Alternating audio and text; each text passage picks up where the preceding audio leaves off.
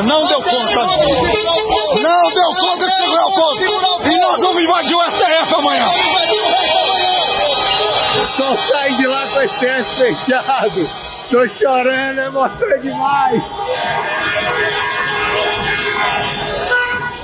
Tem aqui dezenas de caminhões parados aqui na esplanada. Eles furaram o bloqueio que tinha sido imposto pelo governo do Distrito Federal. Eles estão parados, tem uma aglomeração muito grande aqui de manifestantes. O filho do presidente Eduardo Bolsonaro estava aqui há poucos minutos, liderou aqui um comboio de manifestantes que chegou em frente ao bloqueio e estava pedindo para furar o bloqueio para chegar até o STF. Tem dezenas de faixas pedindo intervenção militar, pedindo para fechar o Congresso Nacional, pedindo para fazer o impeachment dos ministros do STF, manifestantes entoando gritos golpistas, pedindo para invadir o STF, furar o bloqueio e chegar até o prédio. O chefe desse poder enquadra o seu, ou esse poder pode sofrer aquilo que nós não queremos.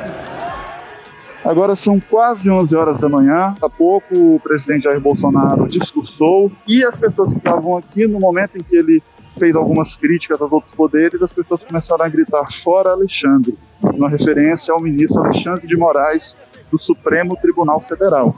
A mensagem mais comum que eu vi aqui nas camisetas das pessoas é "O povo que é supremo". E daqui a pouco o presidente Jair Bolsonaro ele deve se deslocar a São Paulo, onde ele vai dar um novo discurso na Avenida Paulista.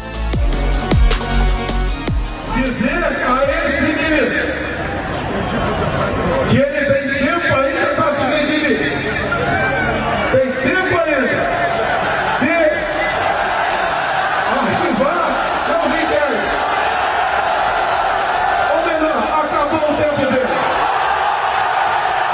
Dizer a você que qualquer decisão do senhor Alexandre de Moraes, esse presidente não mais cumprirá. Ele para nós não existe mais.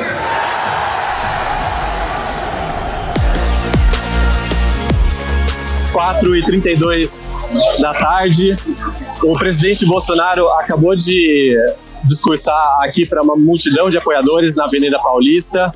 Boa parte dos manifestantes carregava faixas pedindo intervenção no STF, com ataques principalmente aos ministros Alexandre de Moraes e Luiz Roberto Barroso.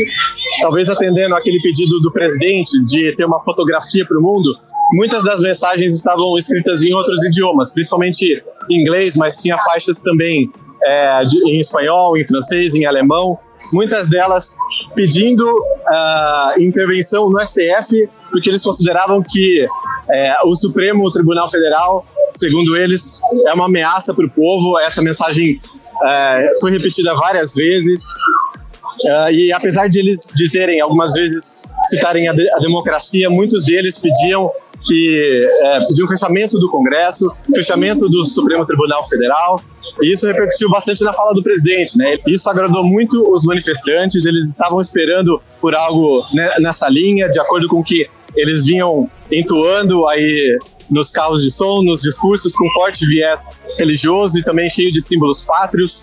Mas os ataques à justiça, ao Supremo Tribunal Federal, foi realmente a grande pauta dessa manifestação. Ameaças golpistas do presidente e de seus apoiadores marcaram o 7 de setembro sob Jair Bolsonaro em 2021, como relataram os repórteres do Globo desde a noite de segunda-feira.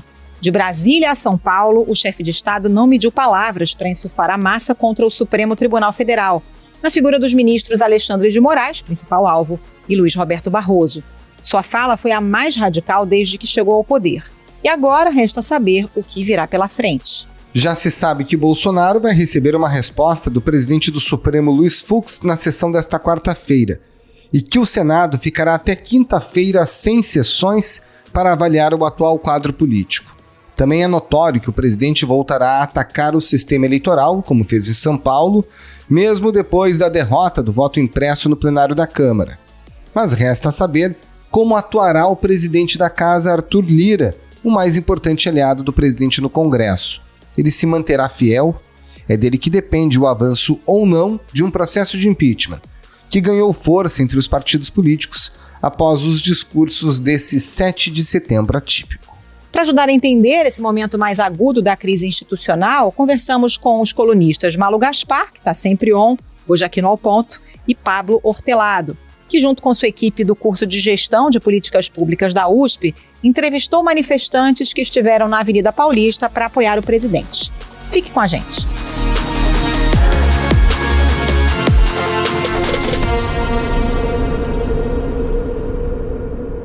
Malu Gaspar, no mundo político e no judiciário, como é que foi a leitura das pessoas com quem você conversou depois desse 7 de setembro?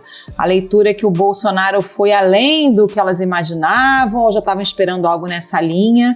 E também com relação ao volume de público nas manifestações, qual é a avaliação que corre aí por Brasília?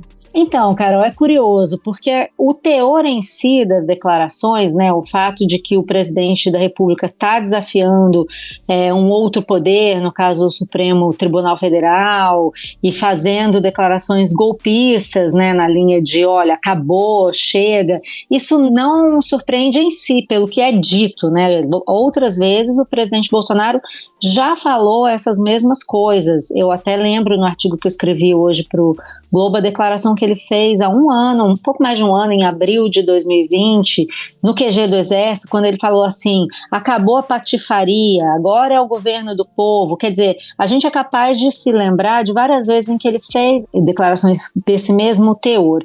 Mas o que assustou ali, não só líderes no judiciário, né, gente do Supremo, do STJ, de outros tribunais, advogados, gente ligada a esse meio, como também o pessoal no Congresso, líderes do Congresso, Arthur Lira, Rodrigo Pacheco, pessoas em volta, foi a circunstância, eu diria, e o fato de que, dessa vez, o presidente foi além no sentido de que ele disse que não vai respeitar ordens e falou diretamente o nome de alguns ministros, todo o contexto, aquelas pessoas na rua, que ao contrário, já respondendo a sua pergunta, ao contrário do que muita gente disse, ninguém achou que foi flopada, eu não ouvi ninguém dizendo isso, pelo contrário, foi um apoio que todo mundo sabe que é de nicho, mas impressionou, tinha muita gente na rua.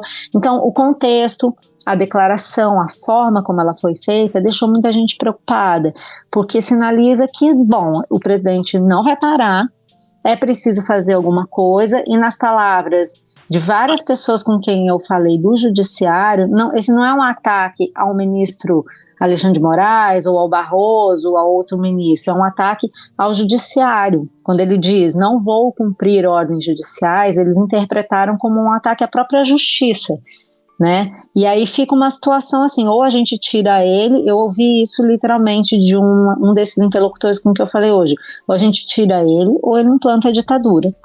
A questão é que isso não é simples, porque o presidente tem apoio no Centrão, principalmente, né? O presidente da Câmara, o Arthur Lira, tem lá engavetados, parados para escolher mais de 100 pedidos de impeachment. Presidente do PSDB, o deputado Bruno Araújo convocou uma reunião extraordinária para, diante das gravíssimas declarações do presidente da República no dia de hoje, discutir a posição do partido sobre a abertura de impeachment e eventuais medidas legais.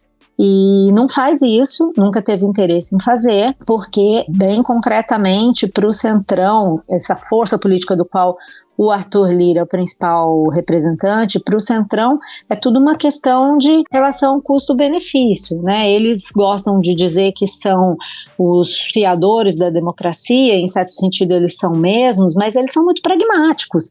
Eles não vão se jogar ao mar com um governo que possa estar caindo, mas eles também não vão abandonar um governo que ainda possa render a eles benefícios políticos e de poder e eleitorais. Então, eu acho que tudo virou, a partir desse 7 de setembro, uma questão de timing. Por quê?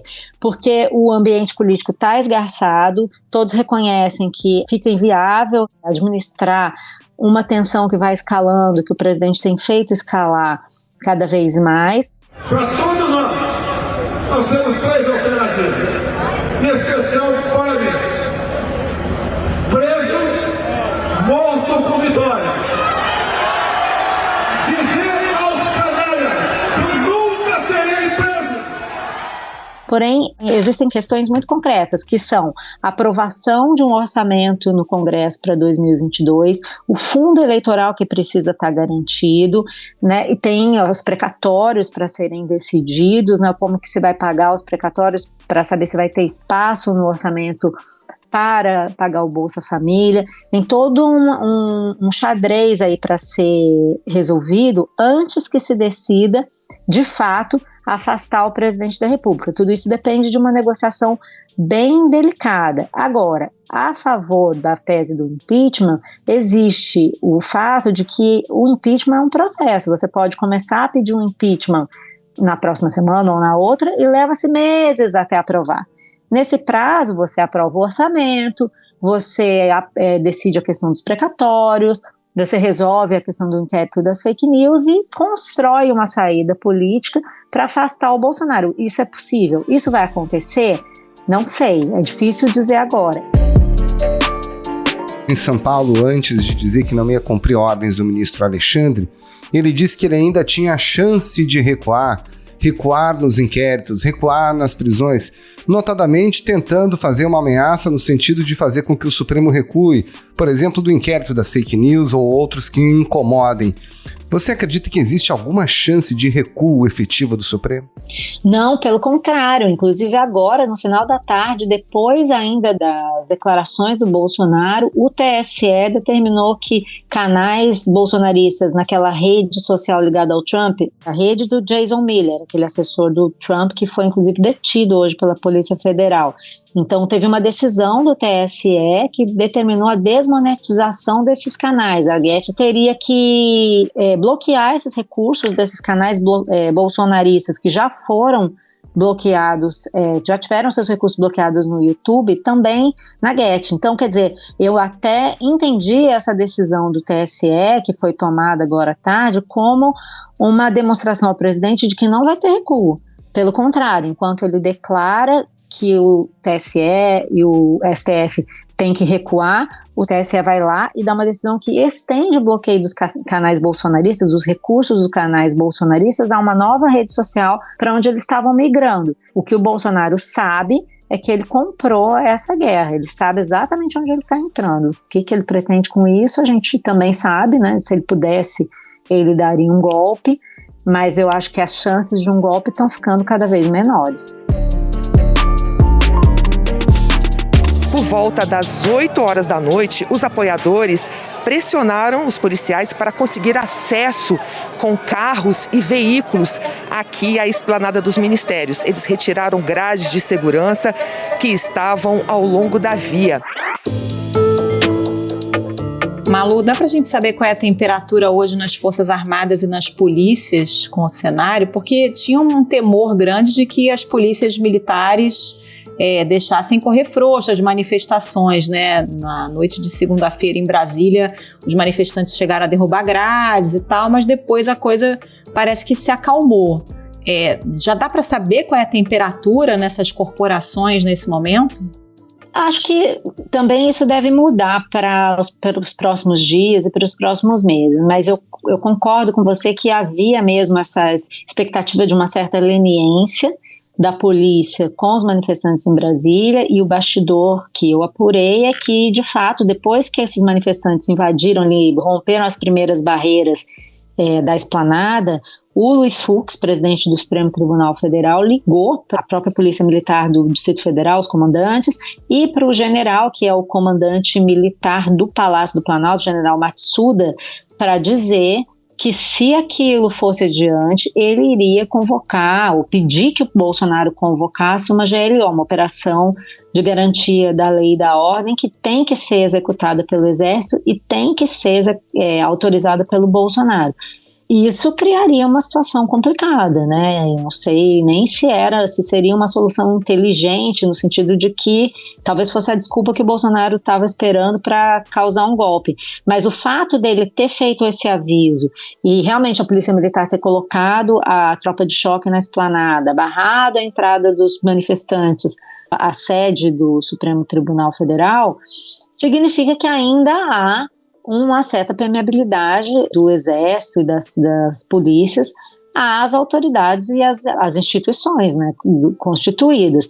Mas se você for pensar, depois de tudo que o presidente Bolsonaro já fez, de todas as ameaças que ele já fez aos poderes, ele ainda conseguir sobrevoar a esplanada em helicópteros do Exército, helicópteros militares, conseguir fazer todas essas ameaças na Paulista. Ele estava em Brasília, no Palanque, ao lado do ministro da Defesa, o Braga Neto. Então eu não acho que é uma coisa tranquila, muito pelo contrário, eu acho que o Exército dá um apoio tácito quando ele manda, quer dizer, o ministro da Defesa dá um apoio tácito, aliás, nem tácito, um apoio claro ao presidente da República quando ele sobe no Palanque ao lado do presidente, vendo tudo que o presidente falou.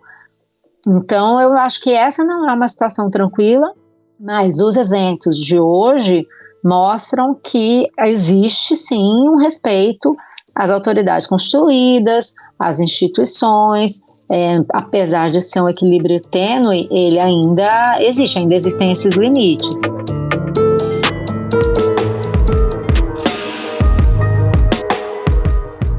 Malu, e o Lira, hein? Você já mencionou ele um pouquinho na primeira resposta, mas eu mesmo elenquei 3 aspectos só do dia 7 de setembro que incomodam o Lira de alguma forma.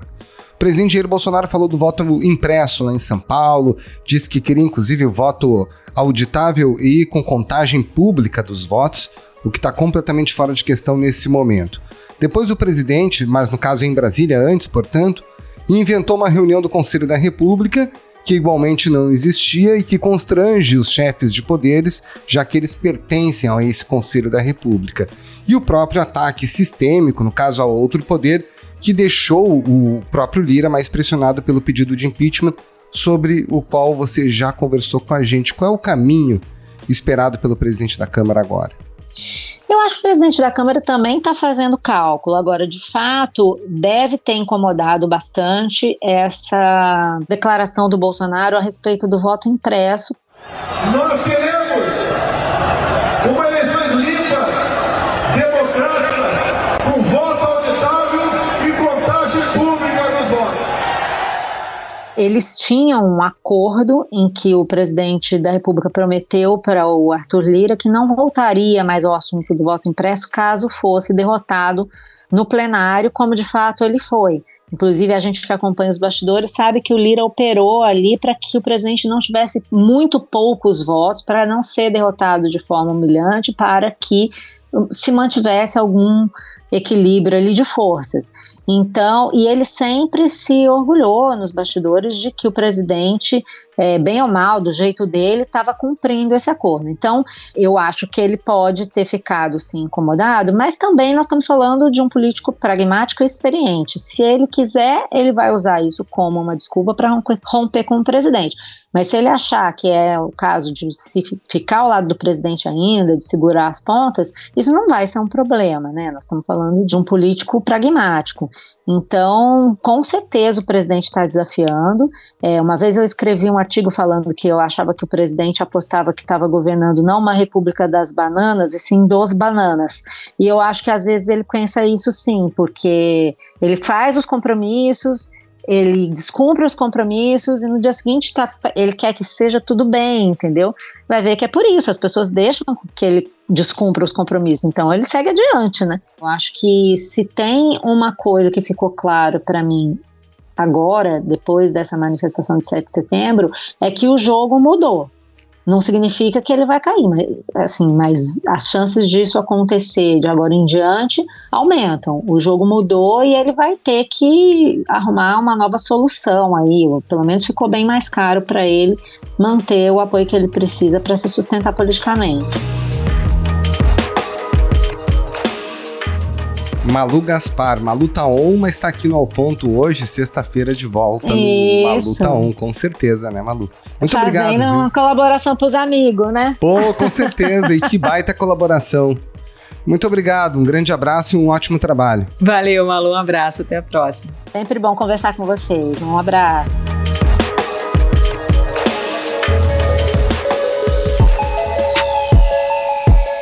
Pablo Hortelado, para a gente começar, como é que foi feito esse levantamento junto aos manifestantes que estavam presentes na Avenida Paulista e quem são essas pessoas? Esse levantamento foi feito por meio da aplicação de um questionário. Nós fizemos 642 entrevistas que foram espalhadas aí em toda a extensão da Avenida Paulista que estava ocupada pelos manifestantes, né?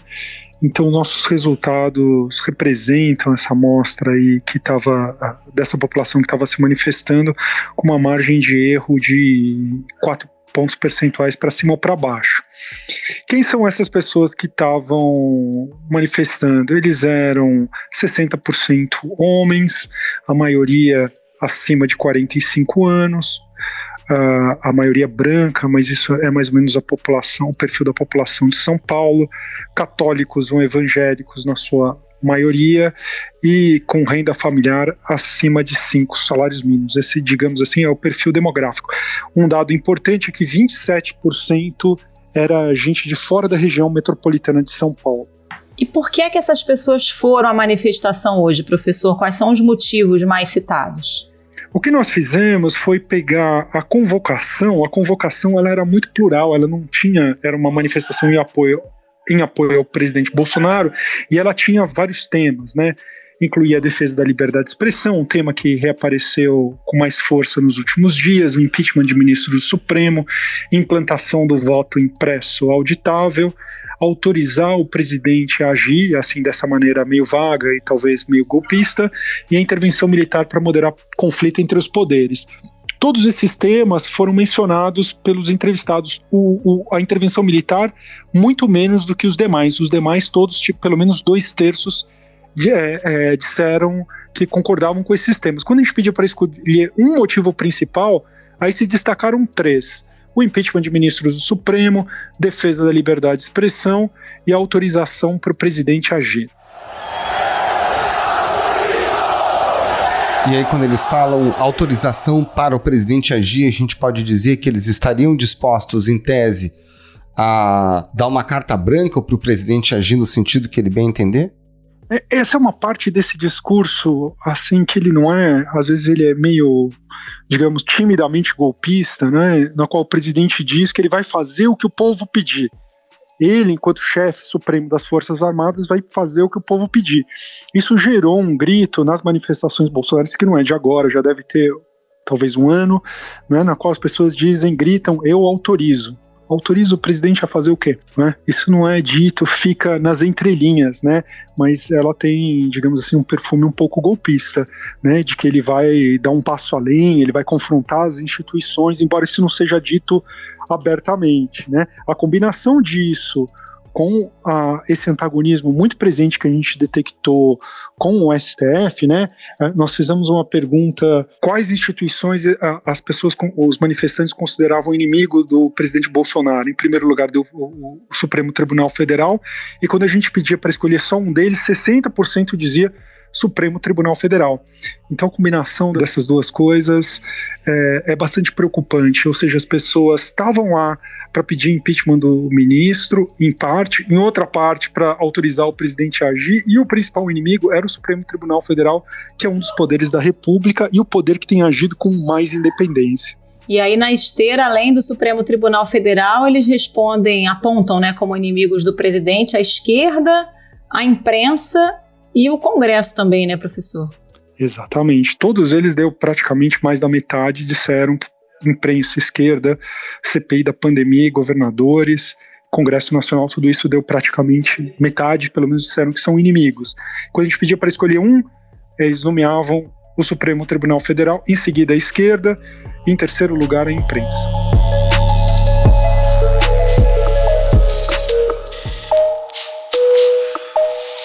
Professor, a gente teve ali mais de 100 mil pessoas aglomeradas na Avenida Paulista num momento de pandemia, muitas sem máscara, né?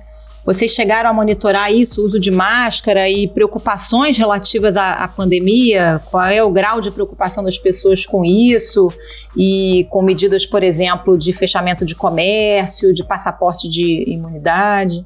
Nós medimos isso sim, nós medimos em primeiro lugar a quantidade de pessoas que estava utilizando máscara, que foi 49% não estavam Ou seja, mais ou menos metade. Metade usava máscara, metade não usava. E a gente perguntou sobre 3 políticas recentes de combate a Covid que têm sido adotadas por governadores e prefeitos, né? Perguntamos sobre o fechamento do comércio, se eles consideravam uma medida adequada, 87% considerava não adequada. Perguntamos também se o uso de máscaras deveria ser obrigatório, e essa foi surpreendente, porque 41% achava que o uso de máscara devia ser obrigatório, embora metade deles não estivesse usando. É curiosa essa diferença aí. E perguntamos também se as pessoas que decidiram não tomar a vacina deveriam sofrer algum tipo de restrição, como não poder entrar em restaurantes ou eventos, e 84% foram contrários a essas políticas, essas punições, essas restrições a quem decidiu não tomar vacina, né? A coisa surpreendente mesmo aqui foi a resposta ao uso de máscara ser obrigatório.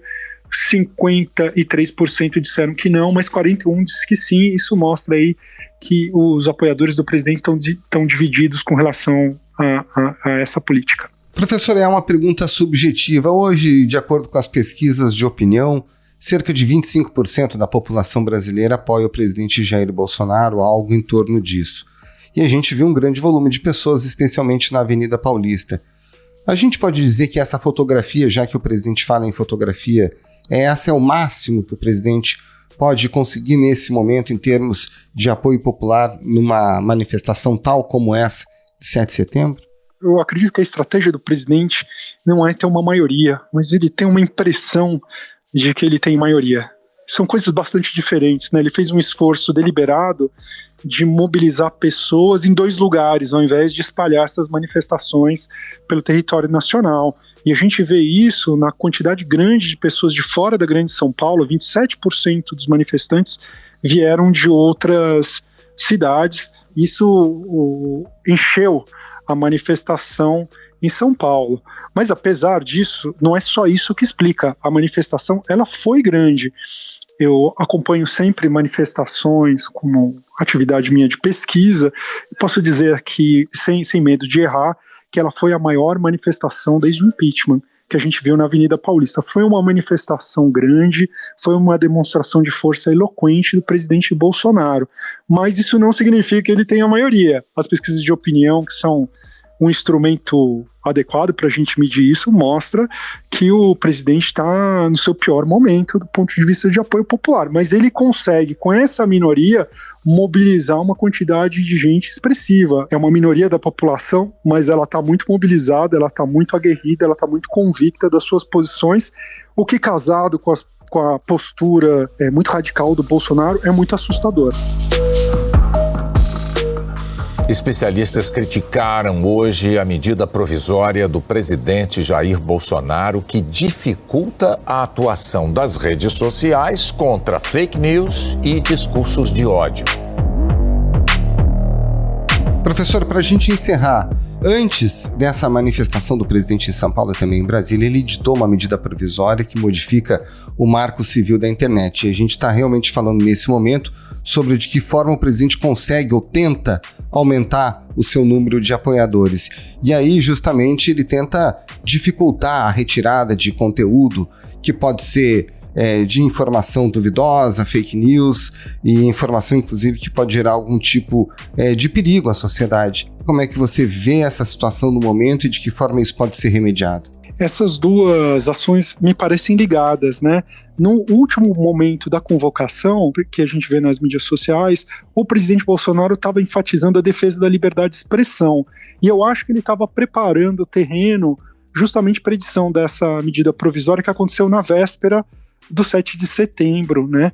E essa é uma medida muito problemática, né? Basicamente, o que essa medida provisória faz, ela altera o marco civil da internet, dizendo em que casos as plataformas de internet, o Google, o Facebook, o Instagram, etc., podem moderar conteúdo, ou seja, podem apagar um post ou podem diminuir a sua distribuição.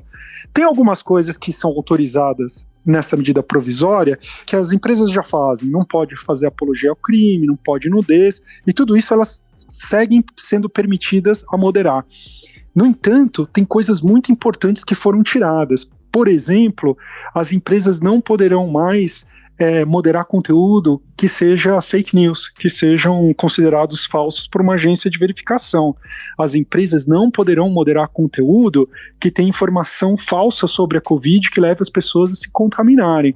As empresas não poderão mais moderar conteúdo de assédio jornalista, de assédio a personalidades, não poderão mais moderar conteúdo que seja venda de arma.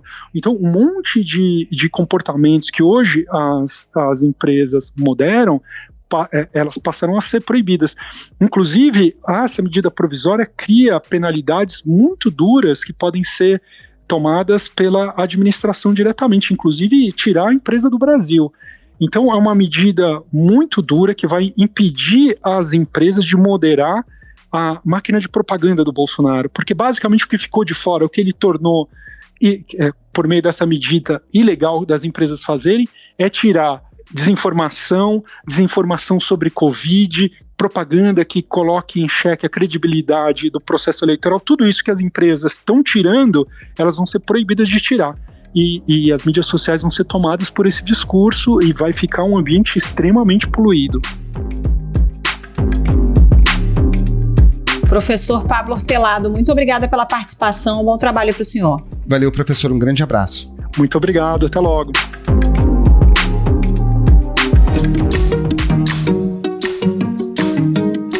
Esse foi o Ponto de Hoje, o podcast diário da redação do Globo. Nessa conversa a gente conta com a participação de toda a equipe do jornal, as mesmas pessoas que levam até você informação e análise de qualidade todos os dias. Quer saber mais? Assine o Globo. Acesse assineoglobo.com.br e confira todas as notícias e reportagens especiais. Nesse episódio, a gente contou com a colaboração dos repórteres Natália Portinari e André de Souza, da sucursal de Brasília, e Guilherme Caetano e Ivan Martins Vargas, da sucursal de São Paulo. Além dos áudios da TV Globo, a gente utilizou áudios do site do jornal O Tempo e de vídeos que circularam nas redes de Telegram bolsonaristas, obtidos pelo repórter Johan Zeller, da Coluna da Malu. A edição é do João Guilherme Lacerda. Tchau. Até mais.